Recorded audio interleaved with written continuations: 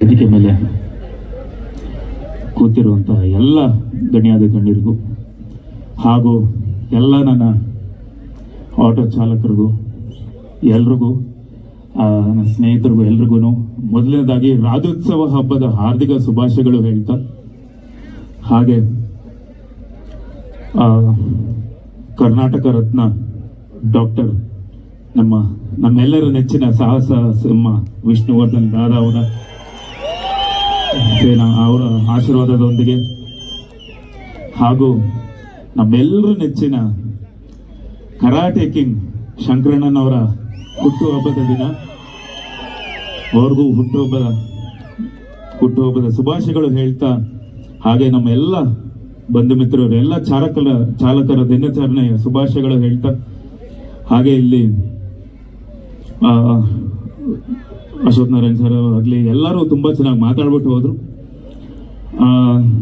ನಾನು cinema dialogue ಆಗಲಿ ಯಾವುದೂ ಹೇಳಕ್ ಇಷ್ಟಪಡಲ್ಲ, ಯಾಕಂದ್ರೆ ಲಾಸ್ಟ್ ಟೈಮ್ ರಘು ಸರ್ ಬಂದಾಗ, ನಾನು ಕರೆಯಕ್ಕೆ ಬಂದಾಗ, ಆಹ್ವಾನ ಮಾಡಕ್ ಬಂದಾಗ ನಾನು ಒಂದು ವಿಷಯ ಹೇಳಿದ್ದೆ.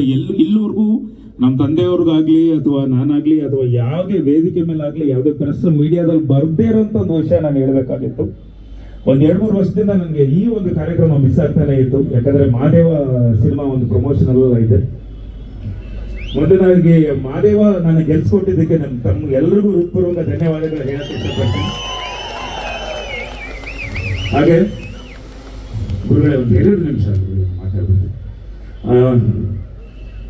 ತುಂಬಾ ವರ್ಷದ ಹಿಂದೆ ಇದು ನನ್ನ ತಾಯಿ ಹೇಳಿರುವಂತ ವಿಷಯ. ಯಾಕಂದ್ರೆ ನಮ್ಮ ತಂದೆಯವರು ಅಂದ್ರೆ 1975 ಆವಾಗ ಇಂದಿರಾ ಗಾಂಧಿ ಮೇಡಮ್ ಅವರ ಸರ್ಕಾರ ಇದ್ದಾಗ ಅವಾಗ ಒಂದು ಪೀರಿಯಡ್ ಬರುತ್ತೆ, ಟೈಮ್ ಬರುತ್ತಂತೆ, ಅಂದ್ರೆ ಫೈಟ್ಗಳೆಲ್ಲ ನಿಲ್ಲಿಸ್ಬೇಕು, ಫೈಟ್ಗಳು ಇರಬಾರ್ದು, ಫೈಟ್ ಇಂದ ಬಹಳ ಜನ ಕೆಟ್ಟೋಗ್ತಿದ್ದಾರೆ ಅಂತೇಳಿ ಸಿನಿಮಾದಲ್ಲಿ ಫೈಟ್ ಇರಬಾರ್ದು ಅಂತ ನಿಲ್ಲಿಸ್ತಾರಂತೆ. ಅವಾಗ ನಮ್ಮ ತಂದೆಯವರು ಫೈಟರ್ ಆಗಿದ್ದಾಗ ಆ ಟೈಮಲ್ಲಿ ಕೆಲಸ ಇಲ್ಲ, ನಮ್ಮ ತಾಯಿ ಕೆಲಸ ಮಾಡ್ತಿದ್ರು, ಮೈನ್ಸ್ ಅಂಡ್ ಜಿಯಾಲಜಿ ಇದರಲ್ಲಿ ಕೆಲಸ ಮಾಡ್ತಿದ್ರು, ಸ್ಟೆನೋಟೈಪಿಸ್ಟ್ ಕೆಲಸ ಮಾಡ್ತಿದ್ರು. ಈ ಒಂದು ಟೈಮಲ್ಲಿ ನಮ್ಮ ತಂದೆಯವ್ರಿಗೆ ಕೆಲಸ ಇಲ್ಲದೆ ಇದ್ದಾಗ ನಮ್ಮ ಮನೇಲಿ ಒಂದು ಸೆಕೆಂಡ್ ಹ್ಯಾಂಡ್ ಆಟೋ ಇತ್ತಂತೆ ನಮ್ಮ ತಾಯಿ ಹೇಳಿರೋದು.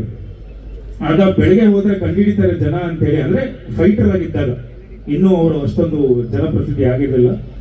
ಆಗ ಅವರು ಬಾಡಿ ಗೊತ್ತಲ್ಲ, ಬಾಡಿ ಆಗ್ಲಿ ಕೂದಲಾಗ್ಲಿ ಅವ್ರು ಹಂಗಿದ್ದಾಗ 6 ಗಂಟೆ ಮೇಲೆ ಆಟೋ ಕೂತ್ಕೊಳ್ಳೋರಂತೆ, ಮಂಕಿ ಕ್ಯಾಪ್ ಹಾಕೊಂಡು. ಅಂದ್ರೆ ಆ ಟೈಮಲ್ಲಿ ಲೈಟ್ಗಳಿರಲಿಲ್ಲ, ನೈಟ್ ಡ್ಯೂಟಿ ಮಾಡಿದ್ರೆ ತುಂಬಾ ಜನ ಆಟೋ ಹತ್ತಲ್ಲ, ಹೆದರ್ಕೊಂತಾರೆ, ಇವ್ರ ಪರ್ಸನಾಲಿಟಿ ಎಲ್ಲ ನೋಡಿದ ತಕ್ಷಣ ಹೆದರ್ಕೊಂತಾರೆ ಹೇಳಿ ಮಂಕಿ ಕ್ಯಾಪ್ ಹಾಕೊಂಡು ಸಂಪಾದನೆ ಮಾಡಕ್ ಹೋಗೋರಂತೆ.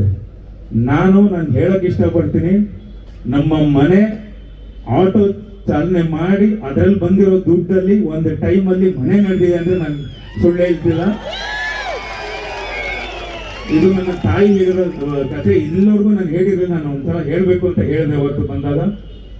ಸೊ ಅದಕ್ಕೆ ನನಗೆ ನಮ್ಮ ಅಂಕಲು ಆಟೋ ಚಾಲಕರೇ, CAD848 ಅಂತ. ಅವಾಗ ಈಗ ಎಲ್ಲ ಫ್ರಂಟ್ ಇಂಜಿನ್ ಆಟೋಗಳು ನೀವು ನೋಡಿರಲ್ಲ, ಈಗ ಒಂದು ವಿಡಿಯೋ ಬಂತು, ಫ್ರಂಟ್ ಇಂಜಿನ್ ಆಟೋ ಓಡಿಸಿದ್ದೆ.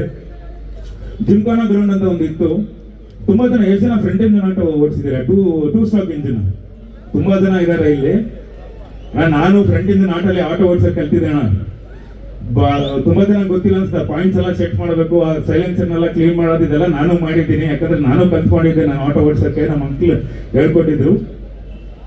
ಇವತ್ತು ಐ ಥಿಂಕ್ ನಾನು ತಪ್ಪಾಗಲ್ಲ ಅನ್ಸುತ್ತೆ, ಯಾಕಂದ್ರೆ ನಾನು 2.5 ರೂಪಾಯಿಯಿಂದ 20 ರೂಪಾಯಿವರೆಗೂ ಮೀಟರ್ ಚಾರ್ಜ್ ಇತ್ತು ಅವಾಗ ಆ ಟೈಮಲ್ಲಿ. ಇವತ್ತು ತಪ್ಪಾಗಲ್ಲ ಅನ್ಸುತ್ತೆ, 36 ರೂಪಾಯಿ ಇದೆ 2 ಕಿಲೋಮೀಟರ್ಗೆ, 36 ರೂಪಾಯಿ ಇದೆ. ಅಂದ್ರೆ ಅದಾದ್ಮೇಲೆ ಕಿಲೋಮೀಟರ್ಗೆ 18 ರೂಪಾಯಿ ಇದೆ, ವೇಟಿಂಗ್ ಚಾರ್ಜ್ 10 ರೂಪಾಯಿ ಇದೆ, 15 ನಿಮಿಷಕ್ಕೆ ಏನೋ ಟೈಮ್ ಇದೆ. ಇದೆಲ್ಲ ನನಗೆ ಗೊತ್ತು, ಯಾಕಂದ್ರೆ ನನ್ನ ಜೊತೆಯಲ್ಲಿ ಬಹಳಷ್ಟು ಜನ ನಮ್ಮ ಹುಡುಗರು ಆಟೋ ಚಾಲಕರೇ, ಅವರು ನನ್ನ ಜೊತೆ ಕೆಲಸ ಮಾಡ್ಬೇಕಾದ್ರೆ ಅವರ ಕಷ್ಟಗಳು ಗೊತ್ತಿದೆ ನನಗೆ.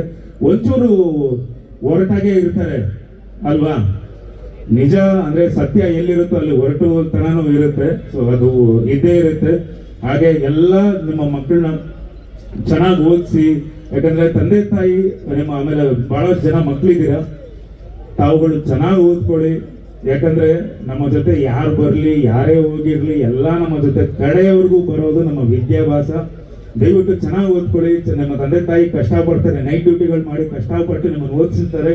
ದಯವಿಟ್ಟು ಚೆನ್ನಾಗಿ ಓದ್ಕೊಳ್ಳಿ, ನಿಮ್ಮ ತಂದೆ ತಾಯಿನ ಚೆನ್ನಾಗಿ ನೋಡ್ಕೊಳ್ಳಿ. ಯಾಕಂದ್ರೆ ನಮ್ಮ ತಂದೆ ತಾಯಿ ಇಲ್ಲ, ಅವ್ರು ಇಲ್ಲದೆ ಇದ್ದಾಗ ನಾವು ಚೆನ್ನಾಗಿ ಆದಾಗ ಆ ಒಂದು ಇಲ್ಲದೆ ಇದ್ದಾಗ ನಮ್ಗೆ ಕಷ್ಟ ಆಗೋದಾಗುತ್ತೆ. ದಯವಿಟ್ಟು ನೀವು ಎಲ್ಲರೂ ಚೆನ್ನಾಗಿ ನೋಡ್ಕೊಳ್ಳಿ. ನಮ್ಮ ತಂದೆ ತಾಯಿ ಆಗಲಿ, ಗುರುಗಳಿಗಾಗಲಿ, ತಾವೆಲ್ಲರೂ ಮರ್ಯಾದೆ ಕಡೆ ಗೌರವ ಕೊಡಿ. ಎಲ್ಲರೂ ಹುಷಾರಾಗಿರಿ. ಅದಾದ್ಮೇಲೆ ನೈಟ್ ಡ್ಯೂಟಿ ಎಲ್ಲ ಮಾಡ್ತಿರ್ತೀರಿ ಆಟೋ ಚಾಲಕರು, ದಯವಿಟ್ಟು ಹುಷಾರಾಗಿರಿ. ಯಾಕಂದ್ರೆ ನಮ್ಮ ಅಂಕಲ್ ಆ ಟೈಮಲ್ಲೆಲ್ಲ ಒಂದು ಬ್ಲೇಡ್ ತರ ಇಟ್ಕೊಂಡು ಓಡಾಡ್ತಿರೋ ಫ್ರಂಟ್ ಇಂಜಿನ್ ಅಲ್ಲಿ. ಬಹಳ ಚೆನ್ನಾಗಿ ಗೊತ್ತಿರುತ್ತೆ ಅನ್ಸುತ್ತೆ. ಫ್ರಂಟ್ ಅಲ್ಲಿ ಪೆಟ್ರೋಲ್ ಹಾಕ್ತಿದ್ರು, ಆ ಸ್ಕೇಲ್ ಅಲ್ಲಿ ಮೆಜರ್ ಮಾಡಕ್ಕೆಲ್ಲ ಇಟ್ಕೊಂಡಿದ್ರು. ಅದೆಲ್ಲ ನಾನು ಅನುಭವಿಸಿದ್ದೀನಿ. ಅವ್ರ ಜೊತೆ ಫ್ರಂಟ್ ಅಲ್ಲಿ ಕೂತ್ಕೊಂಡು ನಮ್ಮ ತಂದೆ ಮನೆಗೆಲ್ಲ ಬರ್ತಿದ್ದೆ. ಸೊ ಎಲ್ಲರೂ ಹುಷಾರಾಗಿರಿ, ಜೋಪಾನವಾಗಿರಿ.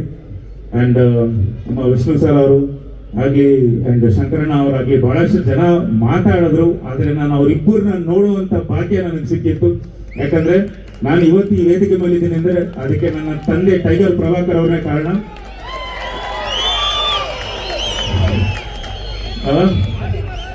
ಧನ್ಯವಾದಗಳಪ್ಪ, ಥ್ಯಾಂಕ್ ಯು. ನನ್ನ ಈ ಒಂದು ಕಾರ್ಯಕ್ರಮಕ್ಕೆ ಕರೆಸಿದಂತ ನಮ್ಮ ರಘುವರಾಗ್ಲಿ, ಬಹಳಷ್ಟು ಜನ ಗಣ್ಯರಾಗ್ಲಿ, ಎಲ್ರಿಗೂ ಹೃತ್ಪೂರ್ವಕ ಧನ್ಯವಾದಗಳು ಹೇಳ್ತಾ ಎಲ್ಲರೂ ಹುಷಾರಾಗಿರಿ. ಜೈ ಕರ್ನಾಟಕ. ಧನ್ಯವಾದಗಳು.